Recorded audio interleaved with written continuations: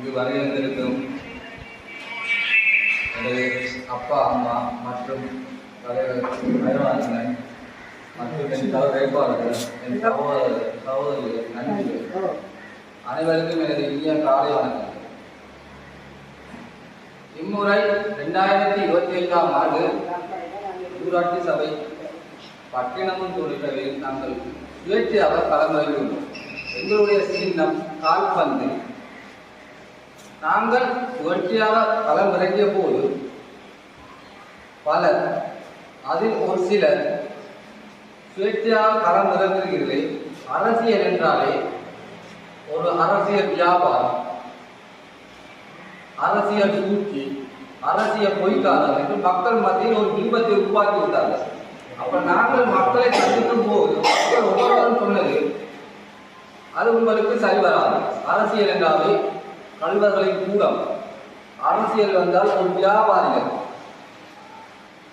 அப்படி எங்களை மக்கள் பல பக்கத்தில் திசைத்திருக்கிறார். நான் இப்படி இருக்கும் எனது வேட்பாளர்களுக்கும் எனது வாக்காளர்களுக்கும் ஒன்று சொல்லிக்கூட ஆசைப்படுகிறேன். உங்கள் தேர்தல் பிரச்சாரங்களோ உங்கள் தேர்தல் விளக்கங்களோ மக்கள் மத்தியில் தெளிவாக இருக்க வேண்டும். பொய்யான பிரச்சாரங்களோ பொய்யான விளம்பரங்களை சொல்லி எந்த காரணம் கொண்டும் நீங்கள் வாக்குகள் சேகரிக்க கூடாது. நாங்கள் வீடுகள் கொண்டு தருவோம், பஸ் வேண்டி தருவோம், சமுர்த்தி வேண்டி தருவோம் என்று பொய்யான வாக்குறுதிகளை சொல்லக்கூடாது. நீங்கள் அனைவருமே பிரதேச என்னென்ன திட்டங்கள் என்னென்ன செய்ய முடியும் என்பதை தெளிவாக மக்களிடம் சொல்ல வேண்டும். வீதிகள், கால்வாய்கள், வீதி விளக்குகள், சனசமூக நிலையங்கள் மற்றும் சங்கங்கள், மயானங்கள் சம்பந்தப்பட்ட அபிவிருத்திகள் மாத்திரமே செய்ய முடியும். பொய்யான பிரச்சாரங்கள் எந்த காரணம் நீங்கள் மக்கள் மத்தியில் சொல்லக்கூடாது. ஒரு பாடசாலை அதிபர், ஒரு ஆசிரியர் மற்றும் மற்ற தொழிலாளர்களுக்கு இருக்கும் கௌரவம் இந்த அரசியல்வாதிகளிடம் இல்லை. ஒவ்வொரு அரசியல்வாதிகளும் செய்த பிழையான செயற்பாடுகள், பிழையான நோக்கங்கள் எங்களை மக்கள் மத்தியில் கொண்டு போவதில்லை. அதனால் அவர்கள் செய்த தவறுகளை நாங்கள் எந்த காரணம் கொண்டும் செய்யக்கூடாது. மக்களுக்கு உங்கள் விளக்கங்களை தெளிவாக சொல்லுங்கள். எங்கள் ஊரில் ஒரு சிலர் ஒரு 5 பேரை கூட்டாக சேர்த்துக் கொண்டு நாங்கள் தான் தலைவர்கள், நாங்கள் தான் கட்சிகள் சொல்லித்திருக்கிறார்கள். நான் இன்னொன்று சொல்லிக்கொள்ள ஆசைப்படுகிறேன். நாங்கள் தலைவர்களும் இல்லை, நாங்கள் கட்சியும் இல்லை, நாங்கள் மக்களோடு மக்களாக வாழ்பவர்கள் என்பதை நீங்கள் மக்கள் மத்தியில் தெளிவாக சொல்ல வேண்டும். நாங்கள் உங்களை அடிமையாக்கி உங்களை ஆள நினைப்பவர்கள் இல்லை, உங்களுடைய வாழ நினைப்பவர்கள் என்பதை நீங்கள் அவர்களிடம் ஆணித்தரமாக சொல்ல வேண்டும். நாங்கள் எந்த காரணமும் உங்களை ஆள மாட்டோம், உங்களை அடிமையாக்க மாட்டோம். என்றுமே எப்போதுமே உங்களுடன் உங்கள் வீட்டு பிள்ளையாக இருந்து நாங்கள் வாழ்வோம். நாங்கள் மக்களின் ஒருவன், உங்கள் மனதில் இருக்கும் ஒருவன் என்பதை நீங்கள் அவர்களை தெளிவாக சொல்ல வேண்டும். நாங்கள் விழுந்தாலும் தமிழனாகவே விழுவோம், இந்த மண்ணில் வாழ்ந்தாலும் தமிழனாகவே வாழ்வோம்.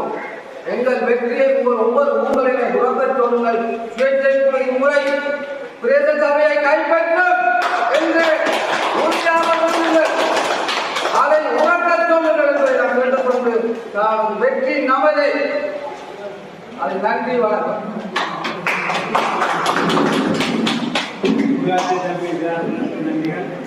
அவர் கூடியதை போல் நாங்கள் எங்களுடைய வேட்பாளர்களும் சரி, எங்களுடைய ஆதரவு பிரச்சாரத்துக்கு போகும்போதும் சரி, பொய்யான தகவல்களாக கொண்டு வேண்டிய அவர்களும் இல்லை. சமுத்தியை பெற்று தருவோம், வீடு கட்டி தருவோம், மனசூட அவர்களுக்கு ஒரு கட்சியாக செய்கின்றன. ஆனால் பிரதேச சபை ஊடகம் செய்ய முடியாது. சில ஊக்குவிப்புகளை நாங்கள் செய்யலாமே தவிர செய்து தருவோம் என்ற ஊக்குவிப்பு கூட்டத்தை பிரதேச சபை ஊடாக நாங்கள் என்னென்ன செய்ய முடியும் என்பதை செய்தது. அது நீங்கள் ஊடகங்கள் பிரதேச சபை ஊடாக செய்யக்கூடிய வேலைகள். அந்த இதுகளை அதன் ஊடாக தான் நாம் செய்து கொடுக்க முடியும். மற்றபடி அவர்கள் நினைக்கும் நிர்ணயம் கொள்வது இந்த தேர்தல் சுயநிர்ணயம் பெறுவதற்கான தேர்தல் அல்ல. நம்மை நாம் ஆளுவது, எமது சபை என் கை. இதுதான் என்னுடைய இது வேற வந்து நாங்கள் சுயநிர்ணயம் பெற வேண்டும், சுய வாக்கு பெற வேண்டும் என்று சொல்லி வார்த்தைகளை சரியான வார்த்தைகளை கூறி உசுப்பேற்ற இந்த தேர்தல் அது உசுப்பேற்றார். அது உசுப்பேற்றவுடைய தேர்தல் வந்து பாராளுமன்ற தேர்தல், மாகாண சபை தேர்தல். இது வந்து உள்ளூர் இதுக்குள்ள வந்து இந்த தேர்தலில் வந்து உள்ளூர் ஆட்சியாக இந்த தேர்தல். இதுல வந்து அவங்க இப்போ சில சொல்லி கொண்டிருந்தாங்க ஆடு கட்டி வந்தால் எதுவும் கிடைக்க மாட்டேன். அப்படி என்று இல்லை. உள்ளூராட்சி தேர்தலில் எங்களுடைய பிரதேச சபை ஊடாக பிரதேச வருமானத்தில் நாங்கள் உருவாகிறோம். அப்போ எங்களுடைய பதிப்பணத்தில் தான் சாதனைகள் வந்து. ஆனால் அந்த இடத்தில் ஊழல் என்ற விதமாக செயல்பட வேண்டியது எங்களிடம். எந்த ஊழல்வாதியோடு நான் கூட இப்போ குறிப்பிட்டு சொல்ல வழிகிட்டால் அது தன்னை தாக்கத்தை எந்த தாக்கி கொண்டுட்டாங்க சொல்லுவார்கள். அதுக்கு சொல்ல வர வேண்டும். அந்த இதுகளை நான் விட்டு நேர்மையான முறையில் எவ்வளவு சுயேட்சை குழு இம்முறை பிரதேசத்தை கைப்பற்றுவதற்கு முழு மூச்சாக பாடுபடும்.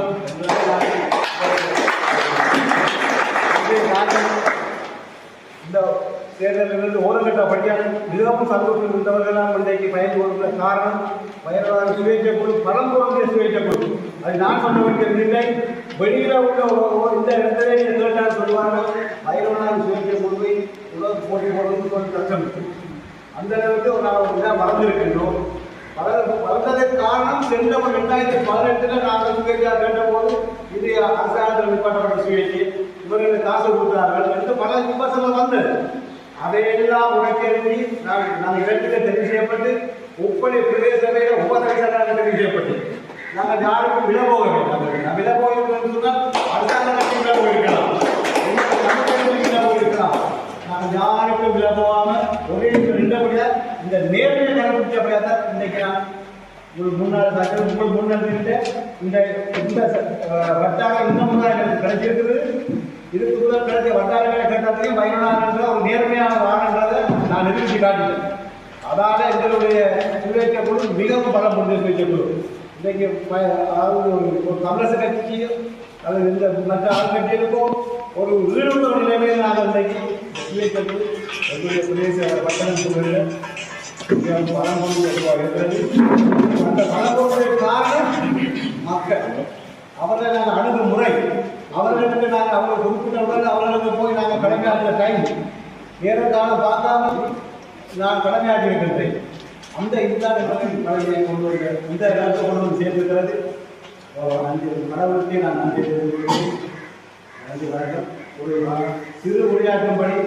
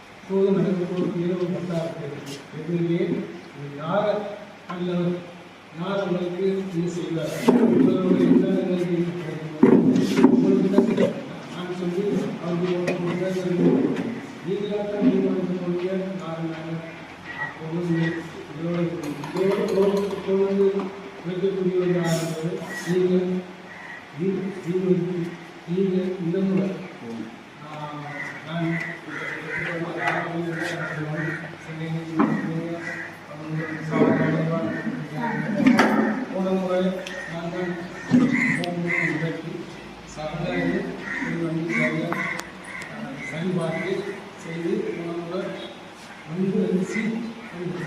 அந்த நம்பிக்கையை கொடுத்து இந்த வருடத்தில் வீரர்கள் கட்டாயம் செய்வோம் எனக்காக நான் செய்து வந்து இவெல்லாம் சரிபார்த்து ஒரு லட்சம் ரிஜெக்ட் பண்ணிக்கலாம். அவ்வளவு சரியாக பார்த்து அரசியல் கொண்டு சர்டிஃபிகேட் அதாவது சர்டிஃபிகேட் அது அந்த டாக்டர் சொல்லி அவர் குழந்தை பற்றிதான் கேட்டிருக்காங்க. இந்த குழந்தை கேட்டிருந்தால் கட்டாயம் கொஞ்சம் மூலப்பொருட்கள்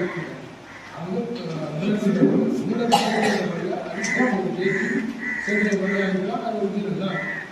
அந்த காரணத்துக்காக தான் ரிஜெக்ட் பண்ண மாட்டேன். சரியான காவலர்கள் டைமில் சொல்லுவோம்.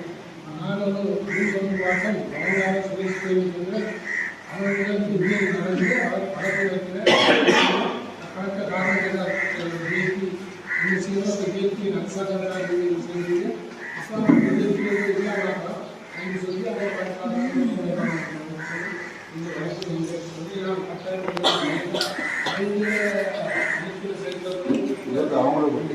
நாம்